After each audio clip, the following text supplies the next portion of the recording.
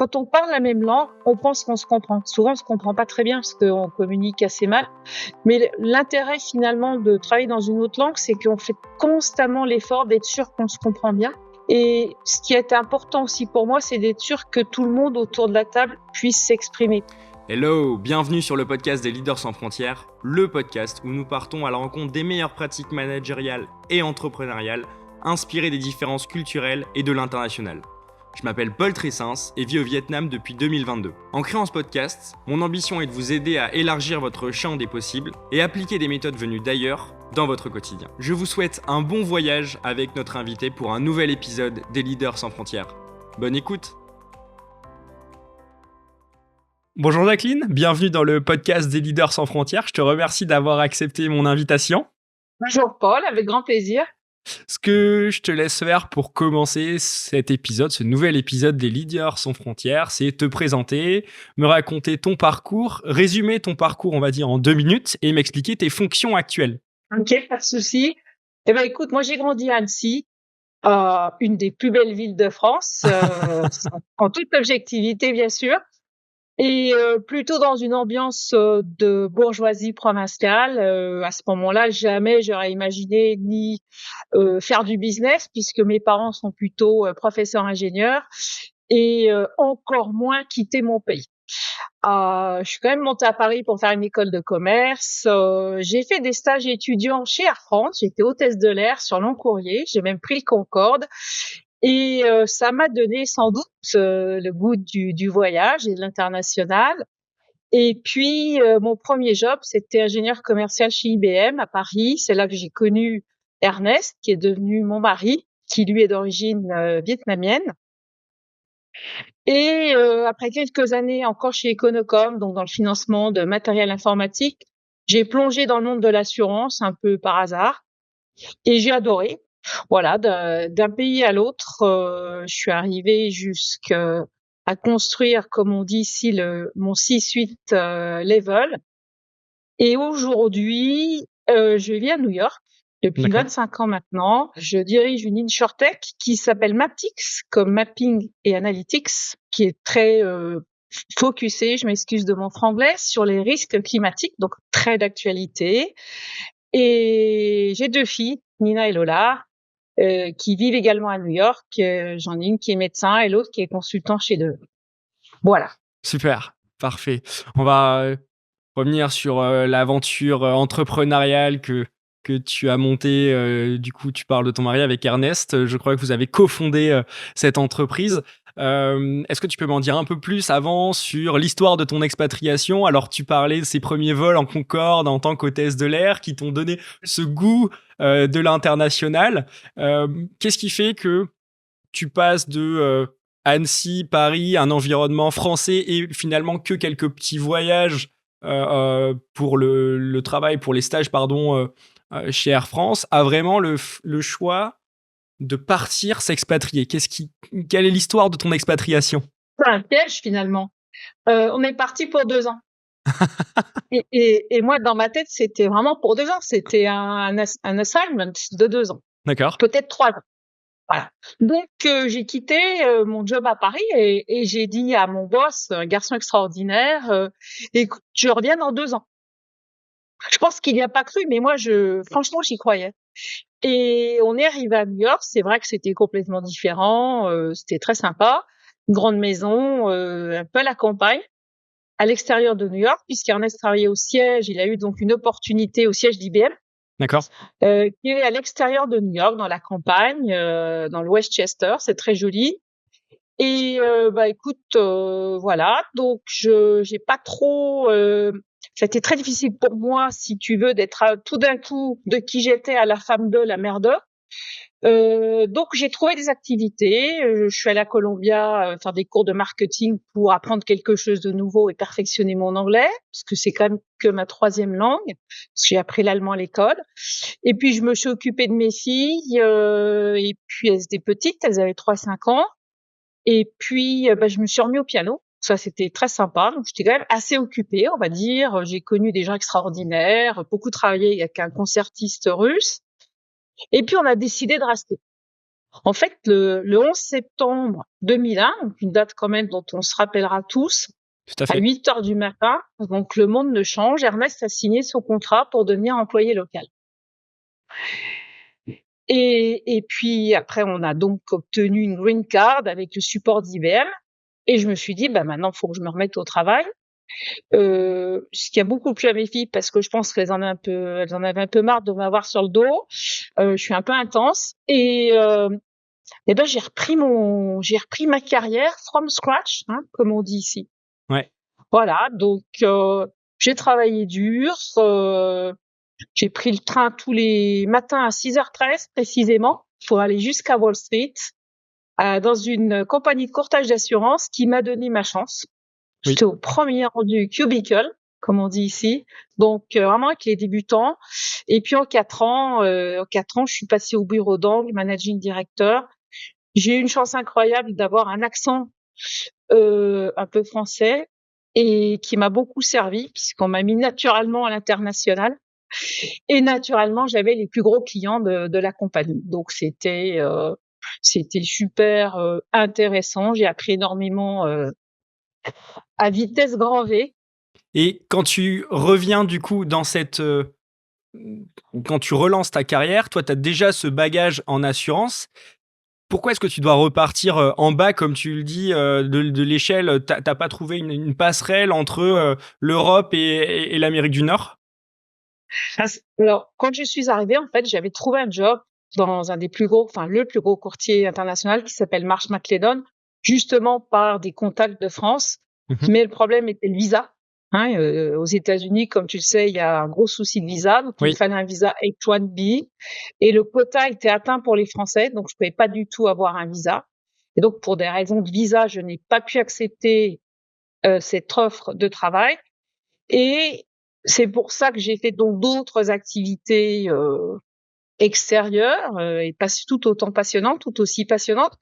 Mais un truc et un autre, je me suis retrouvée à ne pas avoir travaillé pendant 7 ans.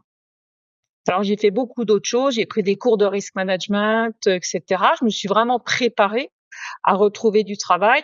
Mais quand tu as un trou de 7 ans Mmh. dans un pays où tes études, ton école est pas forcément connue, etc., c'est pas simple, hein. Et donc j'ai trouvé un job un peu à l'arrache en écrivant des emails en direct. C'était les débuts de LinkedIn. Et ben j'ai pris ce que j'ai trouvé et je me suis dit: «Tu vas y arriver». Dès le premier jour, je me rappelle très bien, je me suis dit: «Tu vois, tous ces gens autour de toi, ils seraient pas capables de le faire à Paris, moi je vais le faire à New York».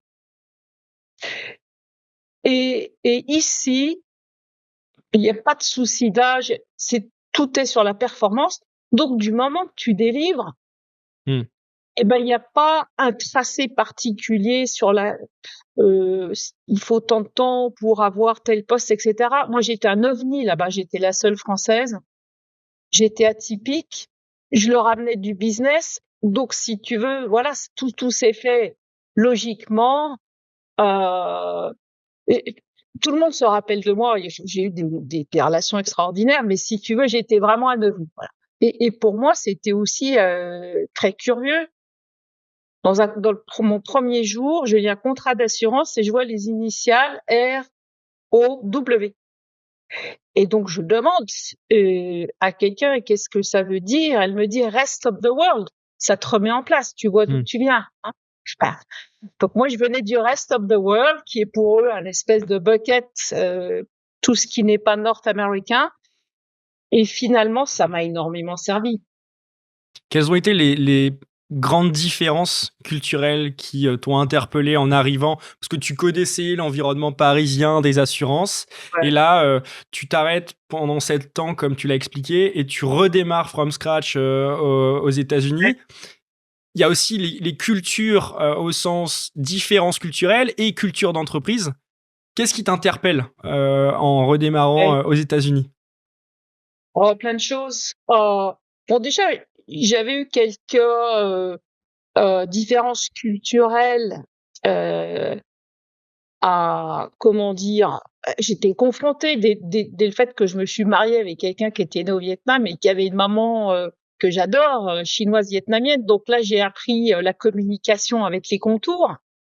Alors aux États-Unis, là, c'était complètement l'inverse. C'était apprendre à parler en direct, sans contour, passer du formel à l'informel. J'ai dû répéter devant ma glace pour parler la première fois à mon boss. Hi Jim, how are you? Parce qu'il s'appelait James et que tout le monde l'appelait Jim, faut que tu apprends à t'adresser aux gens par leur surnom, par leur prénom. Le monsieur, madame n'existe pas. Et c'est vrai que quand on vient du monde de l'assurance en France, il y a 25 ans, c'était très formel et ça l'est encore. C'est vraiment intéressant de devoir être très straightforward. En France, on apprend à être modeste. On apprend à analyser les situations dans le détail. On est sceptique. On est dans le oui mais. Si c'est ton idée, pas la mienne, je vais essayer de décortiquer toutes les raisons pour lesquelles ça pourrait ne pas marcher. Ici, c'est complètement l'inverse. On apprend aux enfants dès le plus jeune âge d'abord à être très confiants, confident, et enthousiastes. Parce qu'on leur dit toujours « it's great ». Donc, il y a cette envie toujours de progresser, d'y aller. Il y a cette approche du yes and. On n'est pas dans le yes but. Ici, on est dans le yes and. Si c'est ton idée, elle est brute de fonderie. Et au lieu de la détruire, je vais essayer de penser, mais comment ça pourrait marcher?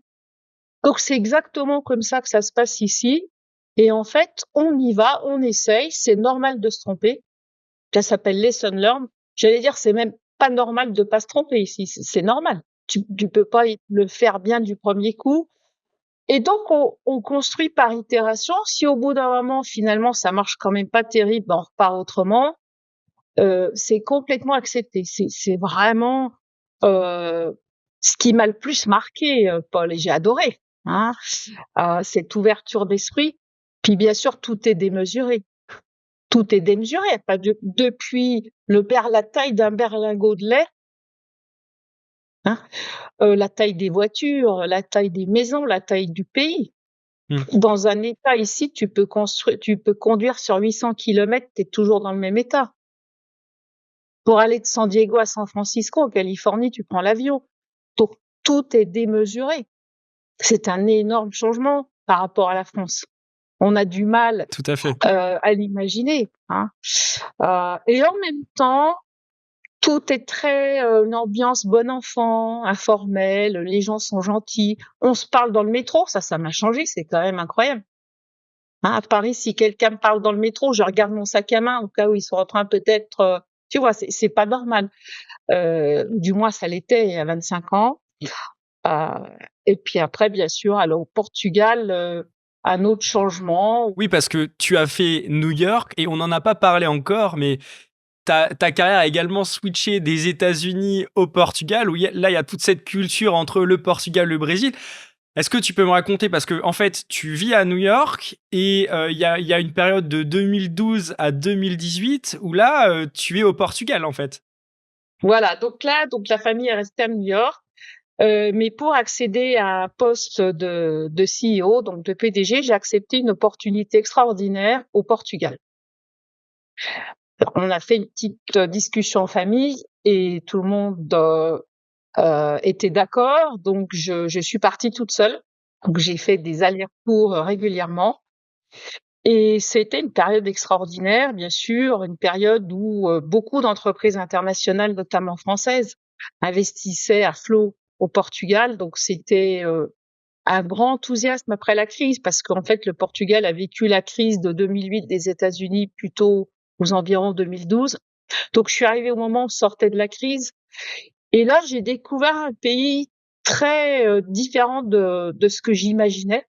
En tant que Française, on a tous des idées préconçues. Et c'est un mélange d'un pays très traditionnel avec un management ultra paternaliste, beaucoup de formalités. Je suis arrivée, on m'a appelée Señora Doctora Jacqueline Legrand. Alors ça m'a un petit peu frappée en venant des États-Unis, bien sûr. Je leur ai dit appelez-moi Jackie. Et puis en même temps, un modernisme incroyable. À Porto, il y a une des meilleures écoles d'architecture du monde. Donc du modernisme même dans la médecine, j'ai été frappée. Des établissements hospitaliers vraiment dernier cri, super médecins, un niveau d'éducation extraordinaire, des universités prisées dans toute l'Europe. Et c'est d'ailleurs la raison pour laquelle beaucoup d'entreprises sont venues s'installer, notamment dans la tech. Des gens avec un niveau d'éducation, une facilité à parler les langues.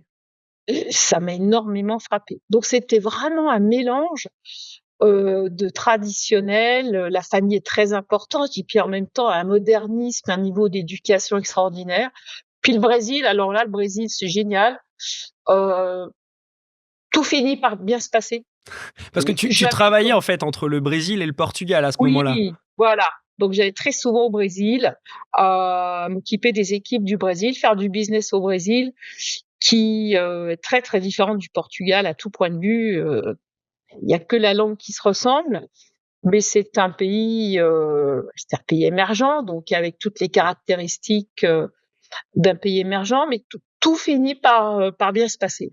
Il y a pas, c'est un pays où il y a toujours des problèmes, donc il y a toujours des solutions également, et les Brésiliens sont toujours souriants et prêts à trouver des solutions pour tout ce qui se présente au passage. Donc c'est très rafraîchissant. Tu as abordé donc cette étape de ta vie entre le Brésil et le Portugal, après cette étape aux États-Unis. Après, tu retournes justement aux États-Unis pour prendre un poste, comme tu l'as dit, de CEO global.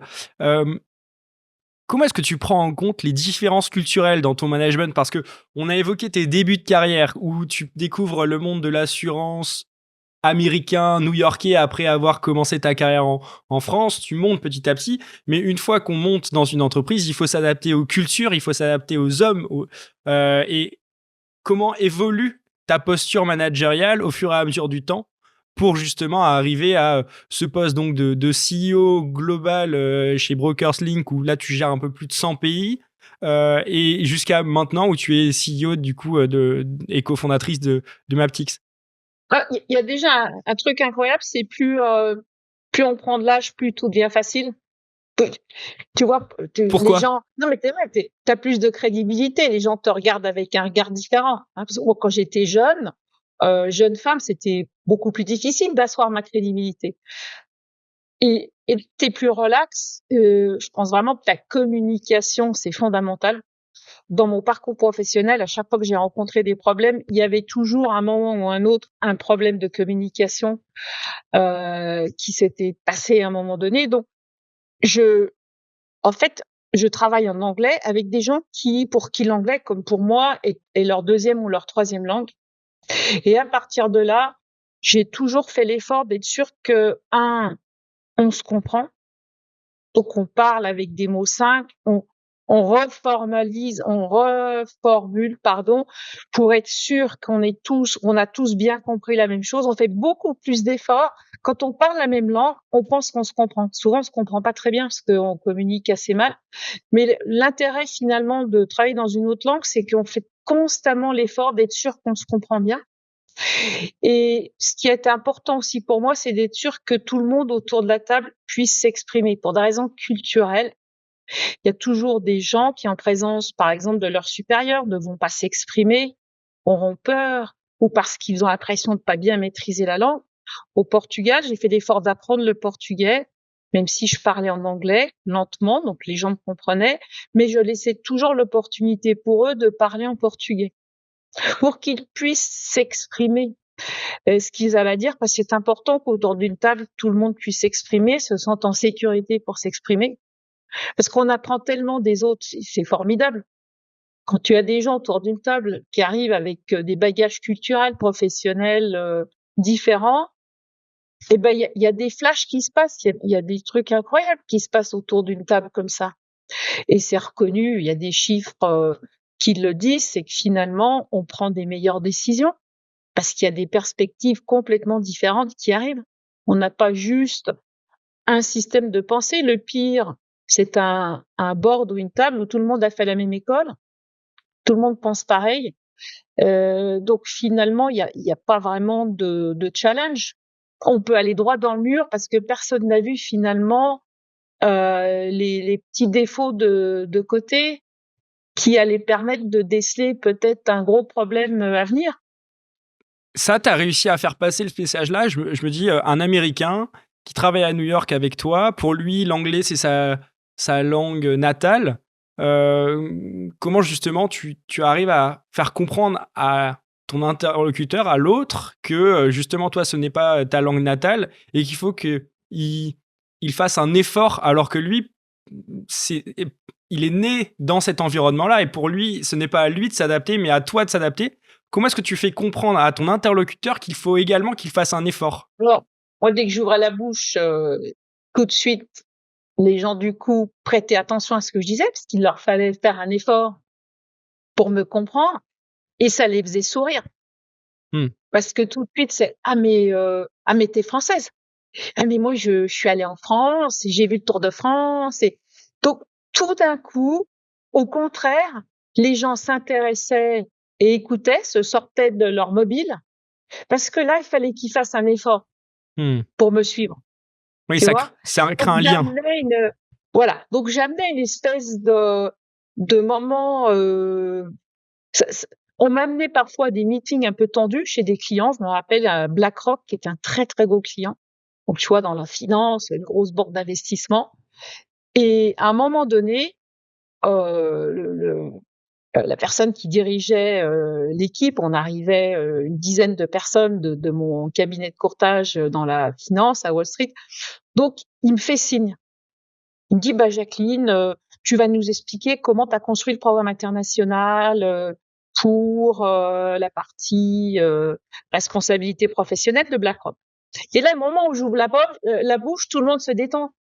Donc c'était aussi, une opportunité, extraordinaire, et les Américains ont, en fait, ils ont ce complexe de pas parler de langue étrangère, généralement, et ils ont un peu peur de ce rest of the world, et donc c'était très pratique pour eux de m'avoir avec eux et de leur expliquer, de faire presque de la traduction, culturelle plus que linguistique.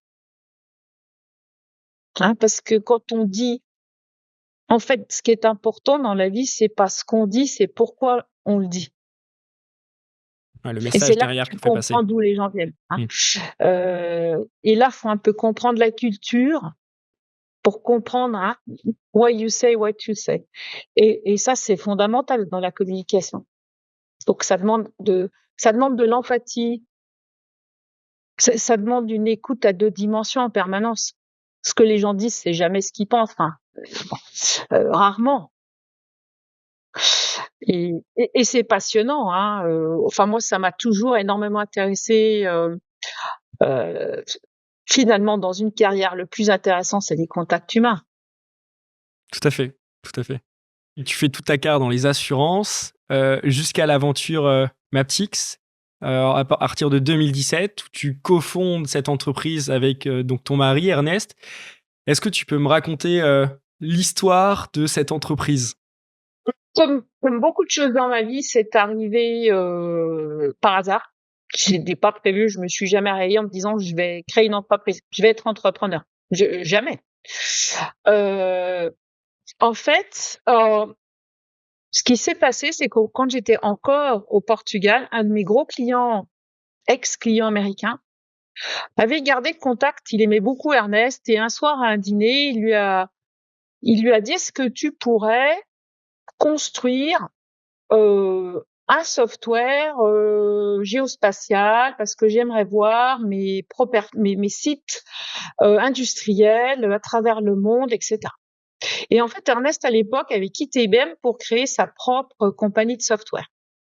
OK. Et c'est comme ça qu'est né Maptycs. Maptycs est né, d'abord, ça s'appelait pas Maptycs, c'était une plateforme pour un client. Donc on a fabriqué, et moi j'ai aidé, si tu veux, Ernest, parce que je voyais, j'avais une bonne idée de ce qu'il voulait accomplir, et donc je lui donnais, des insights, et on l'a construit ensemble avec le client également. Et puis j'étais tellement fière de ce qu'on avait fait, donc je demandais aussi des avis à des gens dans l'industrie, et on a signé avec AXA aux USA, deuxième client. Alors là, on a on s'est dit: «Bon, là, faut qu'on trouve un nom». C'est pour ça qu'on l'a nommé Maptyc, c'est un peu dans la tu vois, à l'arrache. On a incorporé comme une compagnie dans le Delaware, comme la plupart des compagnies de tech aux États-Unis et c'est comme ça que et à ce moment-là, on s'est dit: «Ben, il y a peut-être quelque chose». Et donc là, j'ai vu arriver l'accélération des catastrophes naturelles dans le monde. Je voulais retourner aux États-Unis. J'avais quand même passé 7 ans, comme tu le dis, entre le Portugal, le Brésil, New York. C'était super, mais je voulais quand même revenir chez moi. Les filles avaient fini leurs études. Je voyais le timing arriver. Je me suis dit, bah, je vais utiliser mon réseau pour continuer de développer le produit, demander aux gens qu'est-ce qu'on doit ajouter comme fonctionnalité, et 2, vendre. Et c'est comme ça que ça s'est fait. Vraiment, voilà, par le hasard, l'opportunité. Ce qui est le plus important, à mon avis, pour n'importe quelle start-up, c'est le timing. Oui. Bien sûr, il faut avoir une vraie solution qui résout un problème qui a besoin d'être résolu maintenant. Sinon, tu peux avoir un très beau produit, mais si personne n'est intéressé pour l'acheter, c'est vrai que ça sert pas à grand-chose. Et nous, si tu veux, on a un timing extraordinaire. On dit ici, c'est le perfect storm. Et ça tombe bien parce qu'on est dans les risques climatiques, hein. Et on a aujourd'hui des clients à la fois en Europe et aux États-Unis, et on travaille avec des belles compagnies en France, comme la RATP, comme Haute Construction, comme Sonepar, ce qui me permet de venir régulièrement en France et également à Londres, puisque bien sûr Londres c'est la Mecque dans le monde de l'assurance. Donc aujourd'hui on est très branché sur en fait les risques climatiques. Est-ce que tu peux m'en dire justement un peu plus sur, la technologie que vous proposez? C'est quoi? C'est un modèle prédictif, sur les risques climatiques? Comment est-ce que vous travaillez? Donc nous en fait c'est donc une plateforme géospatiale. Donc on intègre dans la plateforme tous les sites de nos clients. Donc on travaille avec des clients qui ont entre 2000 et 20 000 sites dans le monde ou dans une région ou dans un pays. Donc ça peut être des risk managers de grandes compagnies, ça peut être des assureurs, ça peut être des intermédiaires, des grossistes. Et on intègre donc des dizaines de milliers ou des centaines de milliers ou des millions en fonction de la nature de clients de sites qui deviennent des marqueurs dans une carte du monde. Et on intègre de la data externe, de la data géospatiale. C'est de la data très lourde, ce sont des géométries, donc on a un gros géoserveur. Ouais. Et cette data vient soit d'organisations gouvernementales, hein, comme le GIEC qui a développé toute la data climatique, hein, qui est la base de pensée de toutes les compagnies aujourd'hui qui font de la prédiction sur les risques climatiques et les impacts à horizon 2100, jusqu'à 2100. Et puis, on a de la data qui est développée par des sociétés privées spécialisées comme Munich Re, qui est un des plus gros réassureurs du monde. Et puis, on a de la data en temps réel, hein, donc les ouragans, hein, les mouvements séismiques, les feux de forêt, etc. Donc, on a toutes sortes de data qu'on intègre, qui est de la data, si tu veux, en temps réel et en même temps, on la propose à la carte.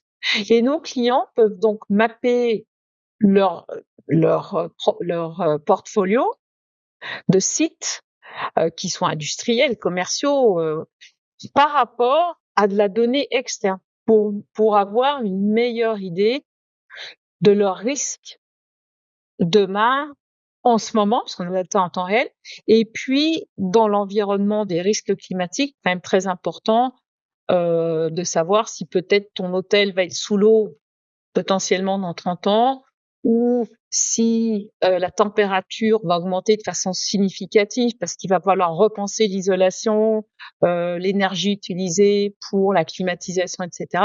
Donc aujourd'hui, il y a tellement d'enjeux.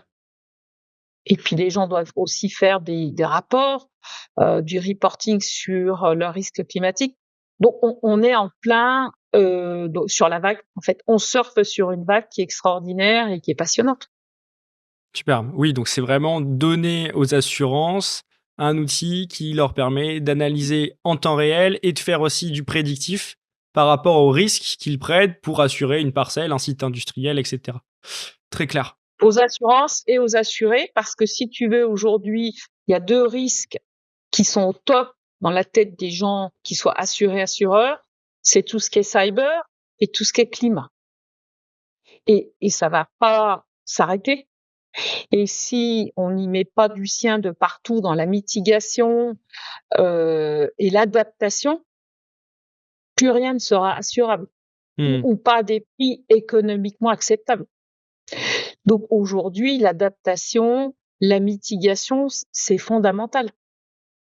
L'assurance, c'est le dernier ressort, mais au départ, il faut travailler sur, la sustainability Mmh. de OK. de de ce risque climatique, hein. Donc vous, c'est vraiment la partie, développement durable et analyse risque climatique et pas la partie cyber, si je comprends aujourd'hui? Ah et nous, pas du tout. Oui, voilà, vous êtes vraiment spécialisé dans ce domaine-là. Et D'accord. nous, si tu veux, on fait pas de prédictif. Nous, on donne toute la data avec un système. On peut faire des analyses, des analytiques avec un système très sophistiqué dans notre outil.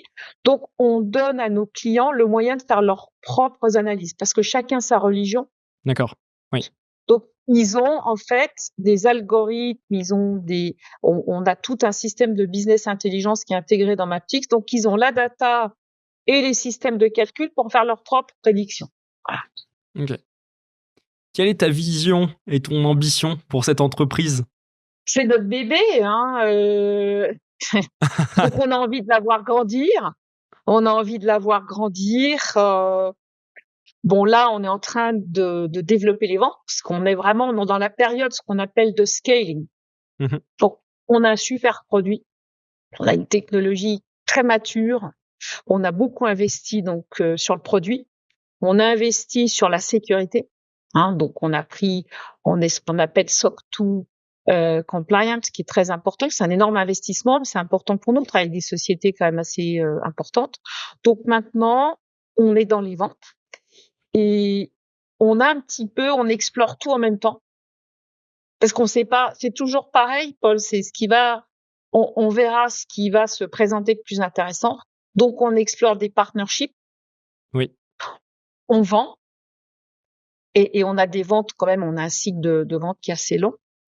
On explore des levées de fonds. Aujourd'hui, on n'a pas du tout de fonds externes et on en est super fiers. C'était beaucoup mieux. Comme ça nous a permis de grandir à un bon rythme et bien sûr, on pense à la succession. C'est-à-dire que moi, je vais plus être le CEO de Maptix, dans 2 ou 3 ans. Mmh. Il faudra quelqu'un qui reprenne le flambeau avec, quelqu'un de plus jeune, avec de l'énergie. Voilà, donc on prépare tout, on grossit les ventes, on prépare une équipe, on pense à la succession, et on travaille sur les partnerships. On fait tout en même temps, sans ordre particulier, en fonction des opportunités qui se présentent et que bien sûr on crée. Tout à fait, tout à fait. Tu Mmh. disais: «Cette entreprise, c'est mon bébé». Il y a je rebondis sur cette notion, bébé, lien familial parce que tu as créé cette start-up donc avec ton mari Ernest. Vous vous êtes Ouais, rencontrés, donc quand tu étais chez IBM. Lui, il a ouais. continué sa carrière chez IBM. Toi, tu es ensuite passé, du côté des assurances. Moi, j'aimerais que tu m'expliques comment ça se passe? Comment est-ce que tu Ah, t'organises pour justement, avec lui, arriver à jongler entre le côté vie pro, vie perso et faire en sorte que, bah, vous meniez votre vie professionnelle avec cette entreprise qui avance et personnelle et de faire en sorte que, l'un n'impacte pas l'autre. En France, généralement, on segmente beaucoup vie pro, vie perso. On évoquait les liens aussi, le fait de créer des liens avec des gens tout à l'heure. On en a discuté précédemment. Je sais que tu aimes beaucoup créer des liens avec tes clients, avec tes fournisseurs, etc. Je reprends ma question. Est-ce que tu peux m'expliquer d'abord qu'est-ce que ça fait de travailler à deux dans cette aventure et ensuite ta capacité à créer des liens? je recommande pas du tout de travailler en couple, hein. Voilà, ça s'est fait par hasard. On a quand même chacun une forte personnalité, donc c'est parfois chaud. Mais on travaille alors on a une grande maison, donc nos bureaux sont tu vois, très très éloignés l'un de l'autre et on peut pas dire qu'on sépare. On sépare pas nos vies personnelles et professionnelles, c'est quand même très imbriqué. On peut pas s'empêcher de brainstormer au café. Heu et puis on a quand même un terrain de pétanque dans le jardin pour se défouler, hein, donc ça c'est bien. Puis on peut aller faire du hiking aussi facilement. Heu Bon, plus sérieusement, si tu veux, on a des rôles très différents, très complémentaires. À nous 2, on fait quand même une équipe de choc parce qu'Ernest, il dirige l'équipe de développement du produit et il le fait très bien. On a quand même une équipe de 15 personnes, qui développent le produit. Donc lui, il est à fond tous les jours, il travaille avec l'équipe et moi, je m'occupe des ventes. Donc nos rôles sont parfaitement complémentaires puisque moi, je connais le métier, je viens de l'industrie, j'ai un réseau incroyable. Donc moi, je suis sur les ventes et lui, il est sur le produit. Donc déjà, on a des rôles complémentaires et différents. Je suis censée être sa boss, mais ça, voilà, c'est juste, des mots. Il fait ce qu'il veut, généralement, il le fait très bien. Voilà, donc écoute, ça le fait, on adore ce qu'on fait et puis on en est super fiers. Ouais, donc les clés, c'est vraiment la complémentarité et surtout la définition des rôles et la clarté de chacun, des périmètres de chacun, de façon à pas pouvoir se marcher dessus, entre guillemets. Oui, tu sais, c'est un peu, quand on élève des enfants, faut quand même fondamentalement être un peu d'accord sur l'éducation que tu leur donnes. Et nous, finalement, on est fondamentalement d'accord sur le genre de relation qu'on va avoir avec nos clients. Mmh. Et on est très près de nos clients. Ce produit, on l'a fait pour eux, avec eux. Et c'est super important pour nous, finalement, que nos clients deviennent nos amis. Et si nos amis pouvaient devenir nos clients, even better. Heu, mais si tu veux, on a même remodelé la maison et on reçoit quand nos clients français viennent à New York, c'est toujours un passage obligatoire. Ils viennent dîner à la maison, Ernest cuisine très bien, on fait une petite pétanque. On a des traditions avec nos clients. Tu l'évoques, la partie lien relationnel, c'est hyper important de faire que tu crées du lien avec tes clients. Comment faire en sorte, et ça peut-être que tu l'as appris aux États-Unis, tu vas m'expliquer, mais comment faire en sorte de transformer une relation très professionnelle, très cadrée, avec des processus de vente très longs, parce qu'on n'achète pas forcément un logiciel en 2 semaines. Et comment faire pour transformer une relation de client-fournisseur à une relation plus chaleureuse? Dire ça se fait naturellement parce que justement on a tellement de conversations ensemble. Mmh. On passe, 6 mois, 8 mois, 1 an pour des raisons évidentes. C'est quand on achète un software, ton client qui est dans le business va devoir passer par le procurement, par le légal et là, on s'entraide parce qu'ils veulent y arriver puisqu'ils veulent utiliser notre produit et nous, faut qu'on passe par les fourches codines, de ces départements. Donc il se crée, forcément un lien parce qu'on s'entraide dans ce parcours. Hein, on est là pour, s'aider à réussir et puis on choisit avec qui on travaille. Je veux dire, on a une liberté incroyable puisqu'on décide. Donc on est tous les 2 passés dans le monde du corporate où, on a vécu quand même, parfois des situations, d'ego et de politique, interne qui sont, toxiques et une perte de temps incroyable et nous, la grande idée maintenant, c'est on choisit, j'allais dire presque on choisit nos clients. Donc on travaille qu'avec des gens sympas. On on n'a plus l'âge de s'enquiquiner, hein, pour être poli, donc ça y fait aussi beaucoup. Puis finalement, les gens avec qui on travaille, je pense qu'ils pensent pareil que nous, donc ça se passe bien. On a une approche boutique, on est super flexible, on développe très vite, on est très réactif, hein et donc on est sur le service. On a un produit d'une qualité bien sûr énorme, mais en même temps, on est là, on est toujours là. Heu les relations qu'on noue avec les clients, c'est la relation qu'on décide de nouer, pour finir. Oui, tout à fait. Oui, c'est les relations humaines, c'est, tu reçois Ouais, ce que tu donnes également, donc et ouais, finalement, il y a complètement. des atomes Et crochus et des et et j'allais dire cet aspect réseau, il est énorme. Moi, j'y prête énormément d'attention. Quand quelqu'un me demande, un service, une introduction, je le fais immédiatement. Mais il y a jamais de question. Et c'est normal, mmh tout à fait. OK. hein. Il faut rester simple. Moi, dans la vie, j'ai appris, à être très humble, très simple, avoir de l'empathie parce que pour finir, il y a pas de raison de se prendre au sérieux. Enfin, ça apporte pas grand-chose.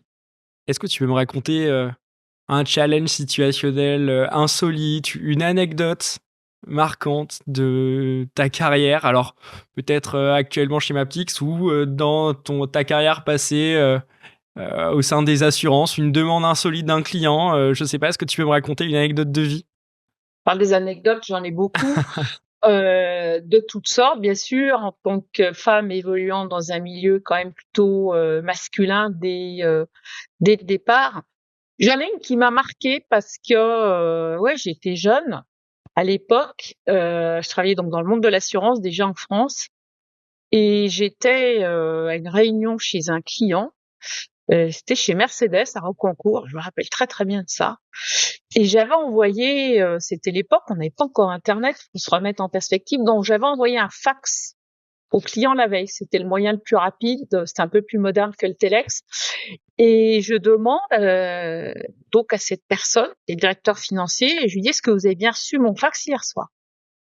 Sauf faut m'imaginer, Jacqueline, toute jeune, j'étais la seule femme dans la salle, dans l'environnement camion-bagnole, hein. Et là, il me répond du tac au tac: «Beh, Jacqueline, hier soir, j'avais d'autres chattes à fouetter». Alors là, je suis devenue rouge comme une pivoine et ben, j'ai continué, j'ai fait comme si de rien n'était. Et ce type, c'est devenu une relation professionnelle extraordinaire. De Il a été mais incroyable, vraiment, on est devenus très proches professionnellement, on est devenus presque amis et c'est lui, quand j'ai quitté la France pour aller aux États-Unis, qui a organisé mon pot de départ et je me suis dit: «Eh ben, j'ai bien fait». Il faut pas condamner les gens sur ce qu'on pense être un dérapage. Parfois, c'est juste un test. Faut se remettre dans le contexte, hein, Paul, hein. Oui, oui, oui, C'était, bien sûr, c'est dans hein, les années, il y a longtemps et 80-90. finalement, heu, après ça a été quelqu'un qui m'a toujours supportée, Mmh. hein. Et la leçon de ça, c'est qu'il faut pas condamner. Toujours condamner les gens sur un truc au passage. Faut être plus voilà, faut être au-dessus de ça. Parce que j'en ai entendu d'autres, hein, des remarques, un peu déplacées et j'ai toujours pensé: «Mais je suis au-dessus de ça, je veux pas me battre sur, des petites choses». Le small stuff, hein, comme on dit ici. Il Oui, faut pas, hein, pick your battles, on dit aussi ici. Je pense que c'est vrai. ouais, C'est vrai OK. aussi quand on a des adolescents, c'est la même chose. Ça, c'est sûr. Est-ce que tu as vécu, un échec, et est-ce que tu peux me raconter, ce que tu as mis en place justement pour rebondir? On parle beaucoup dans la culture américaine, on compte pas le nombre de fois où on tombe, mais ce qui est le plus important, c'est rebondir. Est-ce que tu peux m'expliquer un échec et la façon dont, tu t'en es sorti? Dieu merci pour moi, j'en ai quand même vécu beaucoup de petits, jamais de gros, je touche du bois. Ouais. Donc je peux pas me rappeler en particulier parce que justement, je pense que dans cette culture américaine, par le fait que tu acceptes l'échec, tu vas pas aussi loin dans l'échec. Tu vas pas jusqu'au mur, tu t'arrêtes avant. Tu te dis: «Ça marche pas, je vais faire autrement» et donc je pense qu'on a moins, avec cette, perspective de lesson learned, tu vas pas le nez dans le mur parce que tu t'arrêtes avant, tu as pas honte de ce que les gens vont penser, de: «Mince, j'ai un échec», c'était un mot tellement négatif. Ici, c'est devenu normal, donc je pense que je suis peut-être un peu trop américaine pour penser à qualifier quelque chose d'un gros échec. Honnêtement, je vois pas. Mmh. Mais plein de petits, heu, Voilà, c'est quelque chose, j'allais dire, presque ordinaire. Alors attends, peut-être qu'on va se planter royalement avec Maptix dans 2 ans, on en reparlera, là, ça sera un gros Non. échec, mais bon. Comment est-ce que tu continues de progresser, d'apprendre, d'avancer? Ouais. Ah bah, écoute, dans la tech, tu as pas trop le choix. Donc j'apprends tous les jours et comme je suis curieuse, bah, c'est quelque chose de passionnant. Donc j'apprends parce qu'on a une équipe de développement qui doit avoir une moyenne âge de 25 ans. Donc on se parle, on travaille en sprint, hein, donc Oui. toutes les 2 semaines, on fait le point, on parle de ce qu'on va déployer, au prochain sprint et donc voilà, ils me montrent, moi je leur dis ce que j'aimerais bien, ma liste de Noël, et je suis donc obligée de comprendre comment ça marche dans la cuisine et c'est fabuleux, enfin c'est vraiment, fascinant. Je lis beaucoup, je suis de près ce qui se passe sur le marché, très important, à quoi mes clients, s'intéressent en ce moment et cetera. Et puis j'ai pris récemment aussi une position sur un board, d'une compagnie de courtage, un grossiste américain et donc ça me permet aussi de garder un pied, dans le circuit, hein, Mmh. et j'ai toujours beaucoup travaillé, avant n'importe quel, meeting, je me suis toujours préparée. Je lis si c'est un board meeting, je vais lire tous les board packs, si c'est un meeting, je vais me renseigner, je vais regarder ce que la compagnie fait, je vais essayer de comprendre. Heu, je pense que c'est une attitude. Moi, j'écoute pour comprendre, pas pour répondre quelque chose d'intelligent. Je lis pour comprendre et je me prépare toujours. C'est quand on me demande, ce qui est important, mais je me dis: «Il faut être toujours bien préparé». C'est aussi comme ça qu'on peut prendre des opportunités. Il faut être prêt, faut continuer toujours d'apprendre dans tous les domaines où on peut, heu, qui peuvent nous servir ou pas. Bien sûr. Est-ce que tu as une citation ou une maxime? Je sais pas comment traduire en français, mais je pense vraiment que on dit «Everything happens for a reason», hein.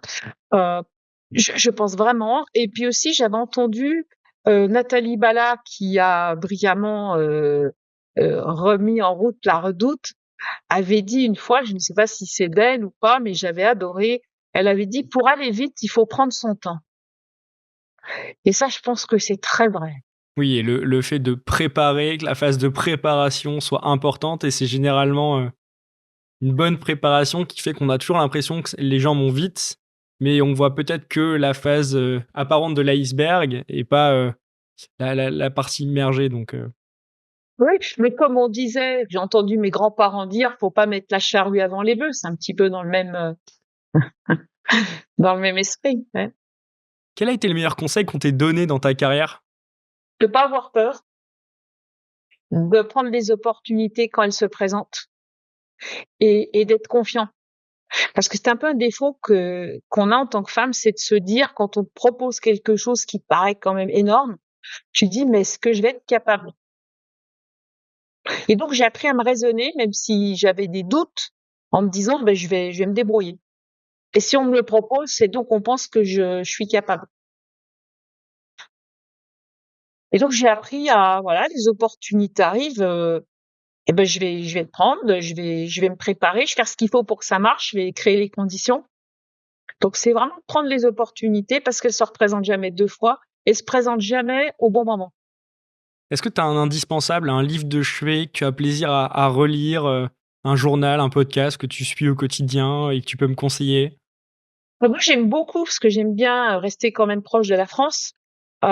Donc j'aime beaucoup, le matin, je lis la matinale du Monde. Tu sais, c'est Le Monde Oui? qui fait une sélection de 20 articles qui est généralement intéressante.